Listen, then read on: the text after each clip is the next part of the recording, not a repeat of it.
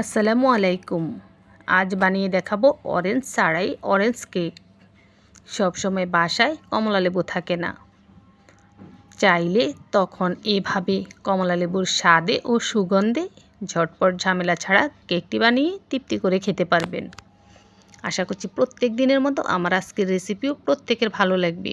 যদি ভালো লাগে অনুরোধ রইল ফ্রেন্ডস ফ্যামিলির সাথে ভিডিওটা শেয়ার করবেন।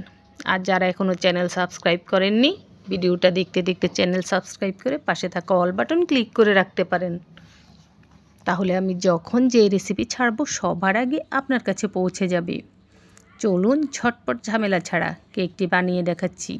কেক বানানোর জন্য নিয়ে নিচ্ছি ব্রয়লার মুরগির 2টো ডিম, চাইলে 2টো হাঁসের ডিম নিতে পারবেন। দেশি মুরগির ডিম নিলে 3টি নেবেন।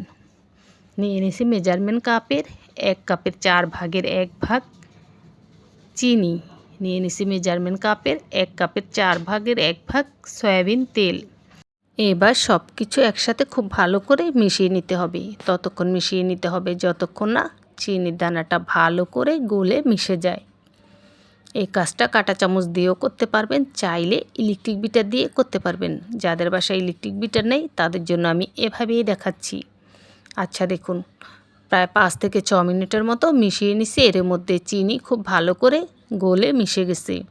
এবার এখানে নিয়ে নিছি মেজারমেন্ট কাপে 1/2 কাপ আটা, নিয়ে নিছি 1/2 চা চামচ বেকিং পাউডার, নিয়ে নিছি 1/4 চা চামচ লবণ।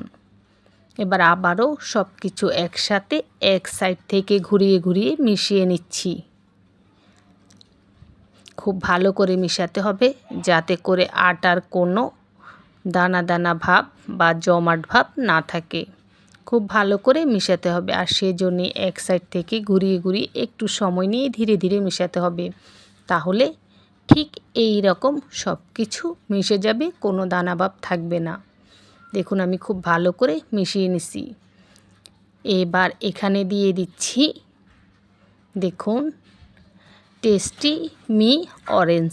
এই প্যাকেট থেকে আমি 1 চা চামচ দিয়ে দেব। এতে করে কেকটা অনেক বেশি স্পঞ্জি হবে। কেকে অরেঞ্জের টেস্ট পাওয়া যাবে, অরেঞ্জের গ্রানটাও পাওয়া যাবে। বাসায় যখন কমলালেবু থাকবে না তখন আপনারা এই রেসিপিতে চাইলে অরেঞ্জের টেস্টে কেক বানিয়ে খেতে পারবেন।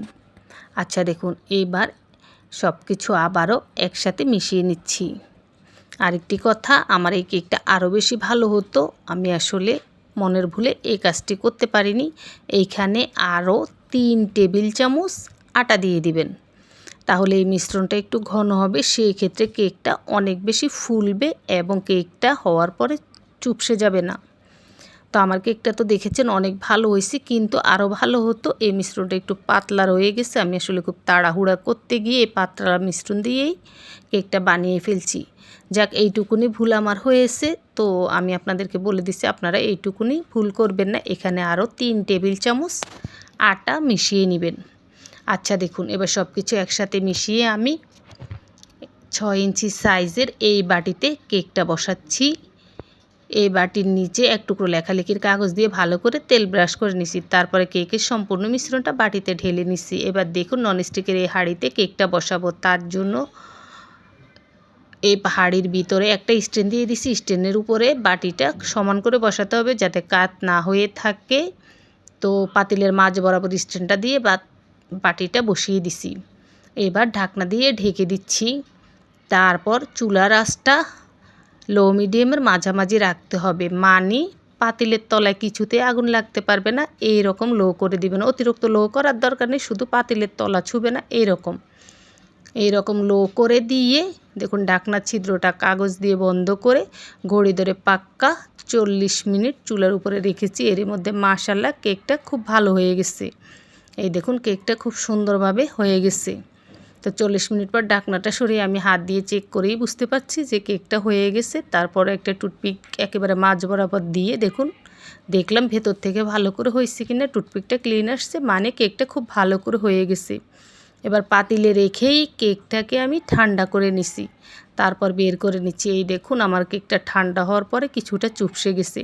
এর কারণ হচ্ছে কেকের মিশ্রণে আরও 3 টেবিল চামচ আটা দরকার ছিল। আমার ডিমের সাইজটা বড় ছিল, যার কারণে আরও 3 টেবিল চামচ আটা দরকার ছিল, আমি আসলে বেখেয়ালে দিই নাই, যার কারণে মিশ্রণটা পাতলা হয়ে গেছে আর যার কারণে কেকটা হওয়ার পর একটু চুপসে গেছে। তো আশা করছি আপনারা আমার মতো ভুলটা করবেন না, আমি তো বলেই দিছি সেভাবে একটু আটা মিশিয়ে নেবেন, তাহলে মিশ্রণটা আর একটু ঘন হলে কেকটা চুপসে যাবে না, ফুলে থাকবে। আচ্ছা যাক, চুপসে গেলেও কেকটা কিন্তু এখনও স্পঞ্জি আছে এবং এই কেকটা অনেক বেশি ভালো হয়েছে। এই কেকটা আপনি যখন খাবেন তখন অন্য কেক খাওয়ার কথা ভুলেই যাবেন, এই কেকটা এত মজা। আশা করছি সকলে আমার কথাগুলো বুঝতে পেরেছেন, আজকের রেসিপিটা বুঝে গেছেন। যদি কারো কোনো সমস্যা থাকে সেক্ষেত্রে কমেন্ট করবেন। ভালো থাকবেন সবাই।